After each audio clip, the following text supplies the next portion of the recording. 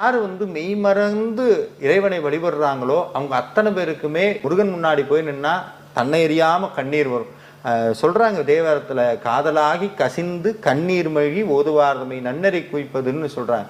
இந்த கண்ணீர்ல ரெண்டு கண்ணீர் இருக்கு. ஆனந்த கண்ணீர், அழுகையில சோகத்துல வர கண்ணீர். சோகத்துல வர கண்ணீர் பார்த்தீங்கன்னா உப்பு கரிக்கும், ஆனந்தத்துல வர கண்ணீர் இனிக்கும். அப்ப சுவாமி முன்னாடி நம்மளுக்கு பெருக்கிறது ஆனந்த கண்ணீர். இந்த உடல் ஒரு கவிஞர் அழகா சொன்னார், உலகத்திலேயே சொல்ல முடியாத அத்தனை வார்த்தைகளையும் சொல்லக்கூடிய ஒரே மொழி கண்ணீர் தான். அந்த கண்ணீர் கடத்தக்கூடிய விஷயங்கிறது வேற எந்த மொழியினாலும் முடியாது.